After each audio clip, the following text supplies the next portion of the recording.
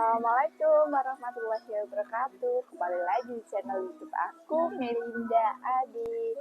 Hai, udah lama banget nih aku nggak ngisi di channel YouTube aku ya. Nah, kalau di channel YouTube ini aku lebih menjelaskan akan lebih panjang daripada di Instagram ataupun di TikTok. Nah, sebelum aku beranjak untuk menjelaskannya, mohon untuk subscribe, like, dan komen ya. Kemudian jangan lupa follow Instagram aku karena informasi yang terupdate banget yang secara singkat itu ada di Instagram ataupun di TikTok ya. Dengan username melinda.ad gitu ya. Jangan lupa ya untuk di follow gitu. Nah, aku akan jelasin buat ketiga jalur di beasiswa Indonesia Bangkit itu. Ada jalur kemitraan, kemudian ada jalur LOI, ada jalur reguler gitu ya. Nah, aku akan menjelaskan masing-masing jalur ini dan kalian bisa memilih di jalur mana yang cocok untuk kalian, di jalur mana yang peluangnya akan lebih teman-teman dapat, dan resiko apa saja yang kemungkinan akan dihadapi oleh teman-teman ya. Yang pertama ada jalur namanya jalur reguler ya, dimana ini teman-teman mendaftar memilih melalui laman www.beasiswa.kemenak.go.id. Nah, ketika teman-teman memilih jalur reguler ini dipastikan pesaingnya atau pendaftarnya itu pasti banyak banget, ribuan gitu ya untuk jalur reguler itu, karena terbuka untuk umum reguler itu, dan dengan jurusan yang banyak banget yang bisa kalian pilih, dan universitas pun dari PTKIN dan PTN benar-benar sama dengan LPDP gitu ya.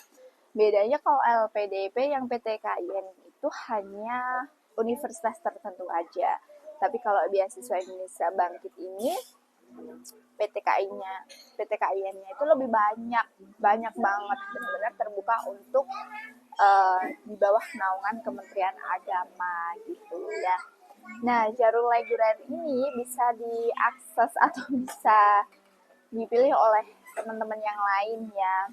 Kalau untuk S1 bisa dari MAN ya, kemudian bisa dari pondok pesantren, itu bisa. Kalau di tahun 2022 itu untuk umum SMU, SMK itu tidak diperbolehkan untuk mendaftar atau tidak bisa, kecuali mereka lulus juga di pondok pesantren, itu pakai pondok pesantrennya bisa. Kalau di tahun 2023 itu SMU, SMK bisa ikut di jalur beasiswa ini.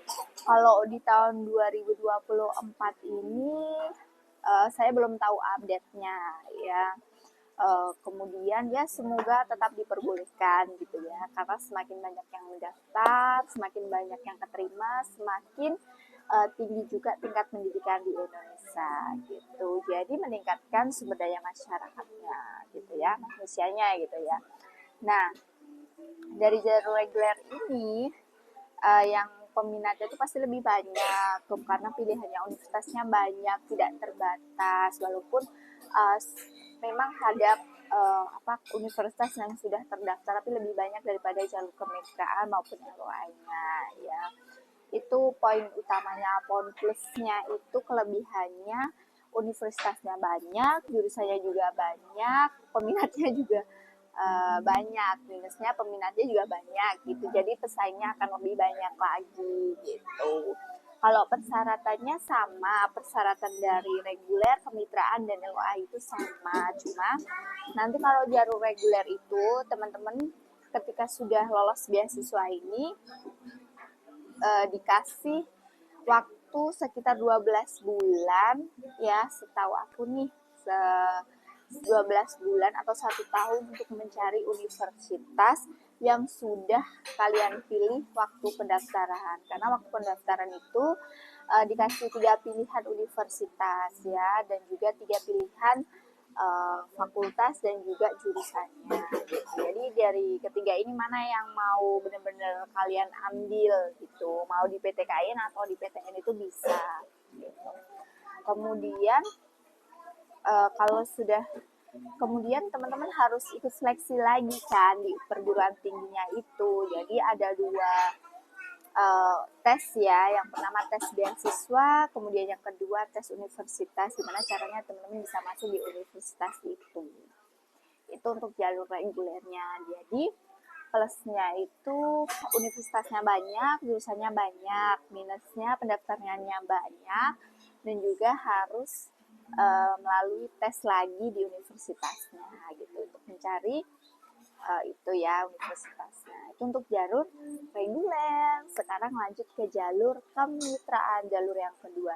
Jalur kemitraan ini jalur yang universitasnya dan jurusannya itu sudah pernah terdaftar di jalur reguler di tahun 2022 dan di tahun 2023. Jadi jalur kemitraan itu yang sudah bekerja sama di tahun sebelumnya dan dimasukkan di jalur kemitraan. Pasti kalau jalur reguler itu di setiap universitas pasti setiap tahunnya ada yang terakreditasi A gitu kan. Pas naik kalau sudah terakreditasi A, pasti universitasnya akan memasukkan daftar beasiswa di situ. Gitu. Ikut beasiswa di situ. Itu yang jalur reguler yang baru-baru nih.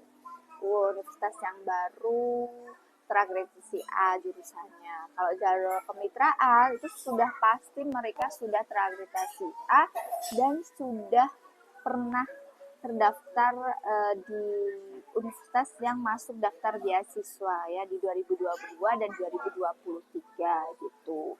Kemudian akan berlanjut di tahun 2024. Jadi semakin banyak juga nih jalur kemitraan yang ada di universitas atau di jurusan beasiswa BIB ini gitu.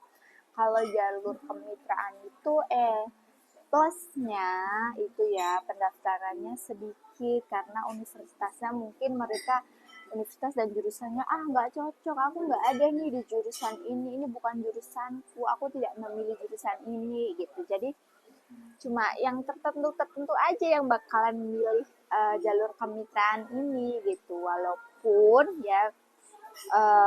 nanti juga teman-teman dikasih waktu 12 bulan untuk mendapatkan universitas tersebut yang udah dipilih itu gitu ya untuk jalur kemitraan ini. Jadi tetap sama-sama tes ya, reguler dan kemitraan itu sama-sama mengikuti tes beasiswa dan juga tes universitas. Bedanya plusnya di kemitraan itu peminatnya sedikit lebih sedikit dibandingkan dengan reguler gitu. Karena universitasnya dan jurusannya pun juga terbatas gitu. Nah, itu yang jalur kemitraan. Jadi bisa tuh kalian buat meraba-raba gitu ya. Di mana nih aku mau jalur apa ya gitu. Kalau di daftar kemitraan memang ada peminatan dari kalian, maka bisa tuh ambil jurusan kemitraan karena tidak semua teman-teman calon pesertanya itu peserta beasiswa itu mau di jalur kemitraan itu gitu ya. Kalau misalnya nih aku mau misalkan nih temen aku itu jurusannya waktu S1 PGMI, terus mau ke S2-nya pakai beasiswa ini PGMI. Ternyata di kemitraan PGMI nggak ada, adanya di reguler gitu kan. Ya mau nggak mau dia kan harus, kalau misalnya dia mau di PGMI lagi S2-nya, maka ya mau nggak mau harus ikut yang reguler gitu. Karena di kemitraan PGMI nggak ada gitu. Akhirnya dia mau nggak mau kan ikut yang reguler gitu. Tapi teman aku nih jurusan S1-nya MPI. Nah, di S2-nya MPI itu adanya kemitraan gitu kan. Ya udah, dia bisa tuh masuk di kemitraan di lewat MPI jalurnya kemitraan gitu. Tesnya sama, semuanya sama dengan reguler. Seleksi administrasinya sama, skolastiknya sama, wawancaranya juga sama gitu kan. Itu untuk reguler kemitraan gitu ya maksud aku. Ya bisa dipilih nih Nah, bisa bandingin kan antara reguler dan kemitraan gitu ya. Yang reguler tadi udah aku jelasin, sekarang kemitraan, lanjut lagi yang sekarang jalur LOI gitu. Nah, yang ini tuh sebenarnya seneng banget nih. Jalur ini tuh bener-bener jalur yang patas gitu. Patas bagi yang ini ya, karena jalur ini tuh kita tuh udah kayak kita udah nggak perlu cari universitas lagi karena kita udah kuliah tuh, udah keterima di kampus tujuan yang sudah terdaftar di beasiswa Indonesia Bangkit yang lewat jalur LOI gitu. Kalau jadi plusnya jalur LOI itu kita cuma tes satu kali, cuma tes di beasiswanya aja, udah nggak ada tes yang lainnya, cuma tes beasiswa dengan 3 tahap, administrasi, seleksi skolastik, kemudian wawancara. Udah itu aja, karena kita udah punya surat diterima di kampus kan gitu. Tapi kalau LOI ini teman-teman di semester 2, 3, 4 gitu. 2, 3, 4 gitu ya. Itu masih bisa daftar, diperbolehkan untuk mendaftar asalkan ketika diterima harus balik keterima di beasiswa itu harus balik lagi nih di semester 1 gitu. Boleh yang udah ongoing tapi ntar balik lagi ya di semester 1 kalau mau. Gitu. Tapi yang pastinya yang diperbolehkan untuk LOI ini adalah mereka yang masih di semester 1, semester awal gitu, atau sudah diterima di kampusnya tapi belum melakukan perkuliahan sama sekali. Itu diperbolehkan. Nah, plusnya di jalur LOI itu pendaftarnya sedikit karena memang mereka pendaftarannya yang udah diterima di kampus-kampusnya. Paling yang diterima berapa di kampus gitu kan, misalnya 20 ya.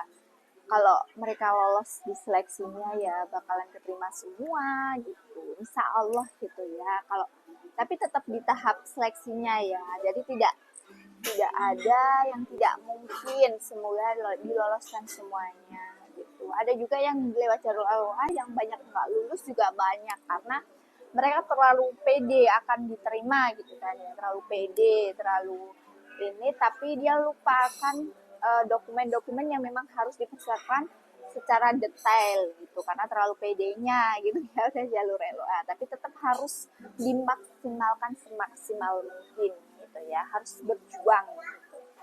Nah, itu dari penjelasan aku, semoga teman-teman bisa mempelajarinya, bisa mencermati apa yang sudah saya informasikan kepada teman-teman. Semoga bermanfaat dan tetap semangat, tetap berjuang untuk meraih cita-citanya. Tidak ada ini yang tidak bermanfaat selagi kita mampu menebar ini itu dengan niat kebaikan gitu ya.